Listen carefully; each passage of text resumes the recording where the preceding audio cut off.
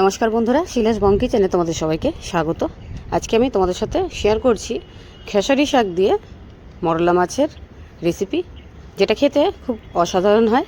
তো চলো আমরা বানিয়ে নিই। সবার প্রথমে আমি খেসারি শাকগুলোকে ভালো করে বেছে নিয়েছি। বেছে নিয়ে যতটা নরম পেয়েছি নিয়েছি, বাকিগুলো ফেলে দিয়েছি। এবার আমি এটাকে ধুয়ে আলাদা করে রেখে কুচি কুচি করে কেটে রেখে দিয়েছি। এবার একটা কড়াই বসিয়ে দিয়েছি। কড়াইটার মধ্যে তেল দিয়ে দিয়েছি। তেল দিয়ে তেলটা যেই গরম হয়ে যাবে, কটা ডালে বড়ি ভেজে নেব।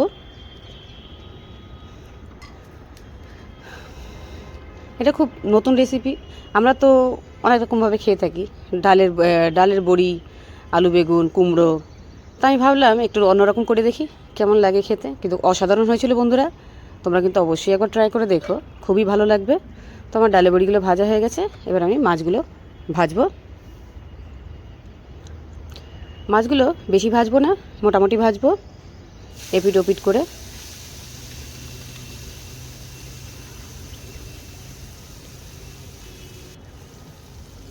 সবসময় আলু বেগুন, কুমড়ো, বড়ি এগুলো দিয়ে খেতে খেতে একদম একঘেয়ে হয়ে গেছিলাম। তাই ভাবলাম মাথায় একটু বুদ্ধি খেলিয়ে ভাবলাম একটু অন্যরকম করে বানিয়ে দেখি কেমন লাগে। তো দেখলাম হ্যাঁ, অসাধারণ হয়েছে। তাই আমি চিন্তা করলাম তোমাদের সাথে একটু শেয়ার করি। তো দেখো, মাছটা এপিট ওপিট করে আমি উল্টি দিয়ে নামিয়ে নিচ্ছি। বাকি মাছগুলো আমি ভেজে নেব।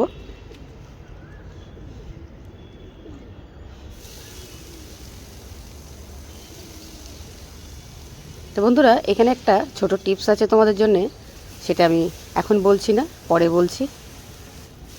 দেখো, আমাদের এই মাছগুলো, বাকি মাছগুলো ভাজা হয়ে গেছে। এবার আমি এটাকে নামিয়ে দিচ্ছি। নামিয়ে দিয়ে এবার আমি কড়াইয়ের মধ্যে আবার একটু তেল দিয়ে দিলাম। দিয়ে এটার মধ্যে পেঁয়াজ কাঁচা লঙ্কা ফোড়নে দিচ্ছি।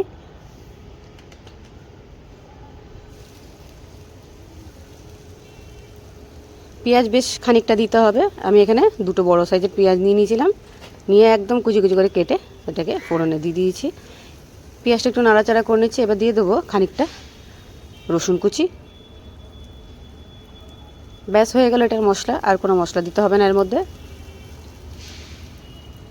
এবার যে পেঁয়াজগুলো লাল লাল হয়ে যাবে, এবার আমি শাকগুলো দিয়ে দেবো, ধুয়ে রাখা শাকগুলোকে যত কুচি করে কাটতে পারবে তত ভালো হবে। আমার হাতে একটু ব্যথা ছিল বলে আমি শাকগুলো বেশি কুচি করে কাটতে পারিনি।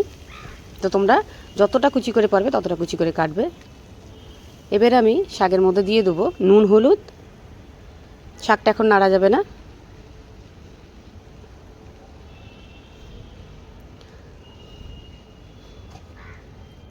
তো নুন হলুদ দিয়ে এবার আমি এটাকে ঢাকনা লাগিয়ে দেবো।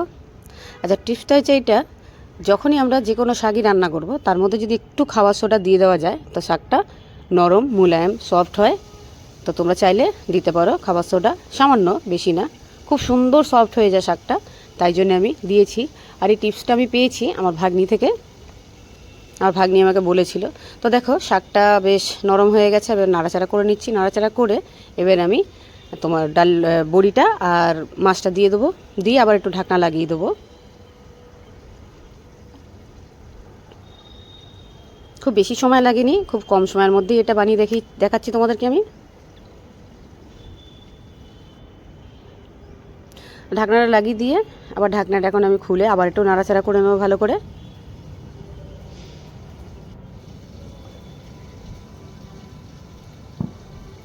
গরম গরম ভাতের সাথে এটা খেতে মানে দারুণ লাগে, দারুণ। তোমরা না খেলে একদমই বুঝতে পারবে না। দেখো, আবার নাড়াচাড়া করে নিচ্ছি, ভালো করে মিশিয়ে দিচ্ছি আমি। আমার রেসিপি প্রায় রেডি হয়ে গেছে। একটু ভাজা ভাজা করে নিচ্ছি আমি।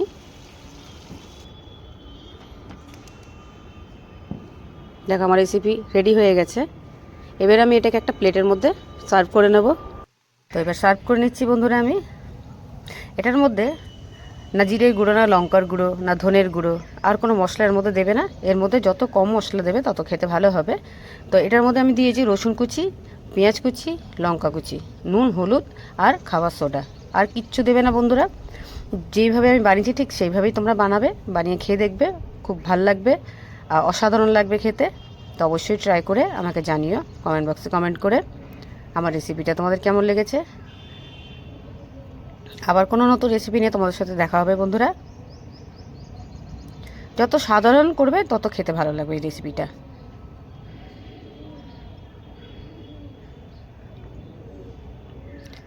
তো দেখো আমার রেসিপি একদম রেডি হয়ে গেছে।